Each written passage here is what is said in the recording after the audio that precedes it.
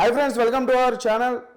So Allu అర్జున్కి ఇచ్చినటువంటి మధ్యంతర బెయిల్ ఏదైతే ఉందో అది రద్దు చేయాలని పోలీసు వారు కోరినట్లు తెలుస్తుంది. ప్రస్తుతం ఇదే మ్యాటర్ సోషల్ మీడియాలో బాగా వైరల్గా మారుతుంది. అల్లు అర్జున్కి మంజూరు చేసినటువంటి మధ్యంతర బెయిల్ రద్దు చేయాలని హైకోర్టుకు అప్పీల్ చేయనున్న హైదరాబాద్ పోలీసులు.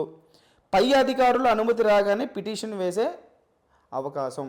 మరి ఏదైతే ఒక మధ్యంతర బెయిల్ని ఇవ్వడం జరిగిందో అల్లు అర్జున్ గారికి, యాక్చువల్గా ఆయన అయితే 12 రోజుల నుంచి 14 రోజుల వరకు రిమాండ్లో ఉండాలి. అలా రిమాండ్లో ఉండకుండా అల్లు అర్జున్ గారు క్వాష్ పిటిషన్ వేసి ఒక బెయిల్ అయితే తెచ్చుకున్నారు. ఇప్పుడు ఆ బెయిల్ని రద్దు చేయాలంటూ హైదరాబాద్ పోలీసు వాళ్ళు ఇక్కడ మన హైకోర్టుకి అప్పీల్ చేయడం జరిగిందట. మరి హైకోర్టు వారు ఒకవేళ పై అధికారుల అనుమతి రాగానే పిటిషన్ వేసే అవకాశం ఉంది అని చెప్పేసి ఈ న్యూస్ ఏదైతే ఉందో, అంటే వాళ్ళ పై అధికారులు ఎవరైతే వాళ్ళ అనుమతి ఇస్తే పిటిషన్ అనేది దీని మీద తేలుతుంది. అసలు పిటిషన్ వేసే అవకాశం ఉంటుందా ఉండదా అని చెప్పేసి ఏదో బాగా ముదిరిపోయే కేసులని అనిపిస్తుంది. అంటే దీన్ని బాగా సీరియస్గా తీసుకున్నారు. అంటే ఎవరు సీరియస్గా తీసుకున్నారు, ఎందుకు సీరియస్గా తీసుకున్నారు, ఈ కేసు చాలా రోజు రోజుకి ముదురుతుందా, సివియర్ అవుతుందా అనేది సోషల్ మీడియాలో ఇప్పుడు హాట్ టాపిక్. అల్లు అర్జున్ 14 రోజుల తర్వాత ఇప్పుడు ఏదైతే బెయిల్లో ఉన్నారో ఆ బెయిల్ నిజంగానే క్యాన్సిల్ అయితే మళ్ళీ జైలుకి వెళ్ళే అవకాశం చాలా స్పష్టంగా కనిపిస్తుంది. ఇక్కడ నిజాలు అసలు ఎవరో చేసిన పనికి ఇప్పుడు చివరికి అల్లు అర్జున్ బలయ్యేలాగా కనిపిస్తుంది. ఇటు థియేటర్ మేనేజ్మెంట్దా లేకపోతే పోలీసులదా, టైంకి బందోబస్తు ఏర్పాటు చేయనటువంటి పోలీసులదా, అన్నీ తెలిసి అక్కడికి వచ్చినటువంటి అల్లు అర్జున్దా. పోలీసుల వారికి సంజయ్ థియేటర్ వాళ్ళు ల్యాక్ ఇచ్చారు, అక్కడతో బాగానే ఉంది.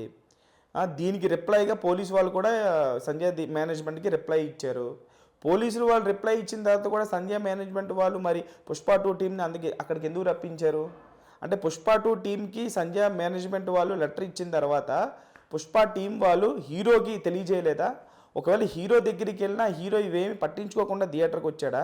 ఇవన్నీ కూడా తెలియాల్సి ఉంది. అలాగే అక్కడ ఉన్నటువంటి సీసీటీవీ ఫుటేజ్ అసలు ఏం జరిగింది అనేది ఎగ్జాక్ట్గా సీసీటీవీ ఫుటేజ్ ఏమైనా ఉందా, దాన్ని బయటికి తీస్తే అసలు పరిస్థితి ఏంటి అనేది కూడా అందరూ మాట్లాడుకుంటున్నారు సోషల్ మీడియాలో. అయితే అల్లు అర్జున్ గారు ఏదైతే సినిమా చూసి బయటకు వచ్చిన తర్వాత ఆయన వెళ్ళిపోకుండా అక్కడ ఆగి ఫ్యాన్స్కి హాయ్ చెప్పి ఆ ఫ్యాన్స్ బాగా దగ్గరగా బాగా గుమిగూడడంతో ఆ తొక్కిసలాట్లో పాప మహిళ చనిపోయింది.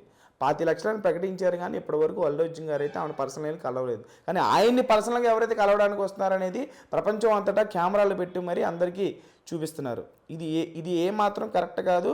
అల్లు అర్జున్ గారు పర్సనల్గా ఆమెను వెళ్ళి కలవాలి. లేకపోతే 14 రోజుల తర్వాత ఇప్పుడు ఏదైతే ఆ మధ్యంతర బెయిల్ తీసుకొచ్చారో పిటిషన్ వేస్తే కనుక ఖచ్చితంగా హైకోర్టు అనుమతులు ఇచ్చిన తర్వాత పిటిషన్ వేస్తే కనుక ఖచ్చితంగా ఒకవేళ కేసు ప్రూవ్ అయితే ఈ తప్పులో ఈ యొక్క జరిగినటువంటి ప్రమాదంలో ఈ ఘోర తప్పిదంలో అల్లు అర్జున్ గారి తప్పు స్పష్టంగా కనిపిస్తే అల్లు అర్జున్ గారు జైలుకి వెళ్ళే అవకాశాలు చాలా ఎక్కువగా ఉన్నాయి అంటూ ప్రస్తుతం సోషల్ మీడియాలో ఈ అల్లు అర్జున్ గారి సంజయ్ థియేటర్ కేసు గురించే హాట్ టాపిక్గా మారింది ఇష్యూ అనేది. సో దీని గురించి మీరేమనుకుంటున్నారని కూడా, అల్లు అర్జున్ శాశ్వతంగా జైలుకి వెళ్ళే అవకాశం ఉందా? శాశ్వతంగా అంటే దీనికి పడినటువంటి అంటే ఈ యొక్క తప్పిదం ప్రకారం మరి 5 సంవత్సరాలు వేస్తారో 10 సంవత్సరాలు వేస్తారో మనకు తెలియదు.